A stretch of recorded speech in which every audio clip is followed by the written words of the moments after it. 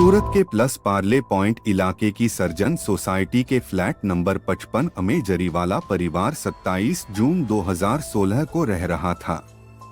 दिशित जरीवाला एक सफल कपड़ा व्यापारी कटरगम क्षेत्र में अपने टेक्सटाइल कारोबार के मालिक थे। वह केवल 26 वर्ष की उम्र में काफी ऊंचाइयों तक पहुंच चुके थे। उनकी पत्नी वेल्सी और 1.5 साल की बेटी के साथ उनका जीवन खुशहाल चल रहा था। उसी दिन दिशित ने अपनी पत्नी और बेटी के साथ रिश्तेदारों के यहाँ डिनर किया और रात 9:04 पर अपने फ्लैट वापस लौटे। घर पहुंचने पर दिशित ने पार्किंग की लाइट बंद करने नीचे गए, लेकिन काफी देर बाद भी वापस नहीं लौटे। जब वेल्सी ने दरवाजा खोला तो 3 नकाबपोश बदमाश दिशित के गले पर चाकू रखकर ऊपर आ रहे थे। बदमाश दिशित को गले पर चाकू रखकर बेडरूम में ले गए और वहां खड़े हो गए, जबकि बाकी 2 बदमाश घर का कीमती सामान, नकदी और गहने लूटने लगे। वेल्सी के गहने भी छीन लिए गए और उसे अपनी बेटी को लेकर बाथरूम में बंद कर दिया। घंटों तक बाथरूम में बंद रहने के बाद वेल्सी को लगा कि बदमाश अब जा चुके हैं, क्योंकि कोई आवाज नहीं आ रही थी। रात 11:30 बजे के करीब वेल्सी ने बाथरूम की खिड़की तोड़ी और मदद के लिए चिल्लाने लगी। पड़ोसियों ने आवाज सुनी और घर आए। बेडरूम में पहुंचकर उन्होंने दिशित को खून से लथपथ पाया। पूरा घर तहस-नहस हो चुका था। पड़ोसियों ने तुरंत पुलिस को बुलाया। पहली नजर में यह मामला लूटपाट का लग रहा था, लेकिन पुलिस ने दिशित के शव को पोस्टमार्टम के लिए भेजकर अज्ञात बदमाशों के खिलाफ हत्या का मामला दर्ज किया। यह खबर सूरत के बड़े व्यापारी के कत्ल की थी, इसलिए सुबह होते ही मीडिया और व्यापारी वर्ग का आना जाना शुरू हो गया।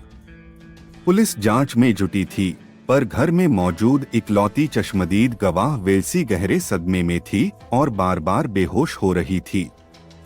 उनकी मासूम बेटी कुछ बताने में सक्षम नहीं थी। पड़ोसी भी कुछ नहीं जान पाए। पुलिस ने आसपास के सीसीटीवी फुटेज खंगाले, जिसमें लुटेरों की पहचान की संभावना बनी, क्योंकि दिशित 9:46 पर कैमरे में घर जाते दिखे थे। सीसीटीवी फुटेज में दिखा कि 9:46 बजे दिशित की गाड़ी का पीछा एक ऑटो कर रहा था, जो कुछ देर रुकने के बाद यू टर्न लेकर लौट गया। फिर 9:50 बजे 2 लोग बैग लेकर दिशित के घर में घुसते दिखे। 11:30 बजे के आसपास वही गाड़ी घर से बाहर जाती नजर आई, जिससे साफ हुआ कि बदमाश ही गाड़ी लेकर फरार हुए थे। जब वेल्सी की हालत थोड़ी ठीक हुई तो पुलिस ने उससे पूछताछ की। वेल्सी ने वही घटना बताई। डिनर से लौटने के बाद 3 बदमाश घर में घुसे, लूटपाट की और उसे व बेटी को बाथरूम में बंद कर दिया। पर पड़ोसियों और रिश्तेदारों से पूछताछ में पुलिस को कुछ अनसुलझे पहलू मिले, जिससे शक बढ़ा। पुलिस ने जांच में पाया कि उस रात सूरत में दिशित का कोई भी रिश्तेदार मौजूद नहीं था और उनके माता पिता भी विदेश में थे। सवाल उठता है कि क्या लुटेरों को पहले से ही पता था कि दिशित अकेले हैं, या यह महज इत्तेफाक था। पुलिस ने पहले उन लोगों को संदेह के घेरे में लिया जिनके घर दिशित और वेल्सी डिनर के लिए गए थे, लेकिन पूछताछ में कोई संदिग्ध जानकारी नहीं मिली। इसके बावजूद पुलिस को शक था कि इस वारदात में घर के किसी करीबी का हाथ हो सकता है, क्योंकि कोई बाहरी व्यक्ति इतनी सटीक जानकारी नहीं रख सकता था। पुलिस ने नौकरों, ड्राइवरों, फैक्ट्री के कर्मचारियों और दोस्तों से पूछताछ की, लेकिन कोई दुश्मनी का सुराग नहीं मिला। पुलिस को अब यह लगने लगा था कि घर में घुसे बदमाशों को किसी अंदरूनी व्यक्ति ने मदद की थी। अगर उनका मकसद सिर्फ लूटपाट होता तो वे दिशित को पार्किंग में ही मार सकते थे, न कि उसे ऊपर ले जाते। उन्हें यह भी पूरी जानकारी थी कि घर में कितने लोग मौजूद हैं। पुलिस का शक गहराता गया कि यह कत्ल था जिसे लूटपाट का रूप दिया गया। अगर बदमाश केवल चोरी के लिए आए होते तो उन्होंने दिशित के गले की सोने की चेन, कड़ा और महंगी घड़ी क्यों नहीं ली? इसके अलावा पर्स में भी एटीएम कार्ड्स मौजूद थे। वेल्सी के बयान के आधार पर पुलिस ने जांच फिर से शुरू की, लेकिन कई सवाल अब भी अनसुलझे थे। पुलिस ने वेल्सी के बयान की जांच की तो कई संदेह सामने आए।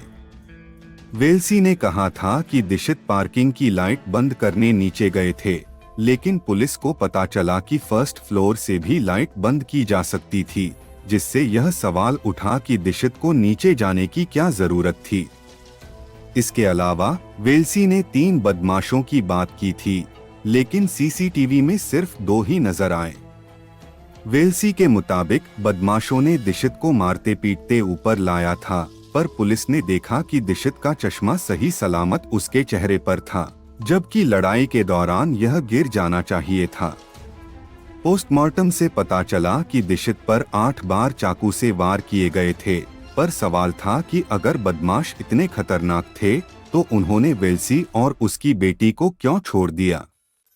करीब 60 घंटों की जांच के बाद पुलिस का शक वेल्सी पर गहराने लगा। वेल्सी को पुलिस स्टेशन बुलाकर सख्ती से पूछताछ की गई। शुरुआत में वेल्सी ने सारे आरोपों को नकारते हुए कहा कि उनके परिवार में सब कुछ सही था और उनका 1-1.5 साल की बेटी भी है, पर जब पुलिस ने सबूत सामने रखे वेल्सी टूट गई और उसने अपना अपराध कबूल कर लिया। वेल्सी ने बताया कि 27 जून की रात जब वे घर लौटे उसने दरवाजा बंद किया, लेकिन लॉक नहीं किया। कुछ ही मिनटों में 2 बदमाश बेडरूम में घुसे और दीक्षित पर हमला कर दिया, जिसे वेल्सी ने चुपचाप देखा। दीक्षित को विरोध करने का मौका भी नहीं मिला। हत्या के बाद वेल्सी ने अपने सारे गहने उतारकर बदमाशों को दे दिए और लॉकर में रखे गहने लेकर बाथरूम में चली गई। उसने बदमाशों से दरवाजा लॉक करने को कहा और रात 11:30 बजे के आसपास वे दोनों दीक्षित की गाड़ी से फरार हो गए। पुलिस ने बाद में गाड़ी डुमास रोड से बरामद की और वेल्सी के बयान के आधार पर बदमाशों को गिरफ्तार कर लिया। मुख्य आरोपी सुकेतु मोदी उर्फ सनी था, जिसका वेल्सी के साथ पहले का प्रेम संबंध था। वेल्सी की शादी दीक्षित से हुई थी, जिससे सुकेतु की जलन और भी बढ़ गई थी। दीक्षित अपनी पत्नी वेल्सी से बहुत प्यार करता था और उनकी एक बेटी भी थी। वेल्सी गृहस्थी को अच्छे से संभाल रही थी, लेकिन 2016 की शुरुआत में एक फैमिली फंक्शन में वेल्सी और सुकेतु की मुलाकात हुई। पुराना प्यार फिर से जाग उठा। सुकेतु की शादी भी थी, लेकिन उसकी पत्नी से संबंध खराब थे। दोनों ने फिर से संपर्क बढ़ाया और मिलना जुलना शुरू कर दिया। वेल्सी को यह समझ में आया कि वह अपनी शादी और बेटी को भूल रही है, फिर भी उसने दिशा को छोड़ने का साहस नहीं किया। अंततः दोनों ने मिलकर दीक्षित को रास्ते से हटाने का खतरनाक प्लान बनाया। वेल्सी और सुकेतु ने तय किया कि उन्हें दीक्षित को हटाना होगा, लेकिन वे पकड़े जाने से डरते थे। सुकेतु ने अपने ड्राइवर धीरेंद्र को भी इस खतरनाक प्लान में शामिल कर लिया। कत्ल से 2 दिन पहले उन्होंने दीक्षित के घर की रेकी की। 24 जून को दीक्षित का परिवार विदेश चला गया और 27 जून को उन दोनों ने हमला किया। वेल्सी अपने प्रेमी को हर पल की जानकारी देती रही। पुलिस ने इस मामले में कई सबूत इकट्ठा किए, जिसमें होटल का सीसीटीवी फुटेज, व्हाट्सएप चैट और कत्ल में इस्तेमाल किए गए कपड़े शामिल थे।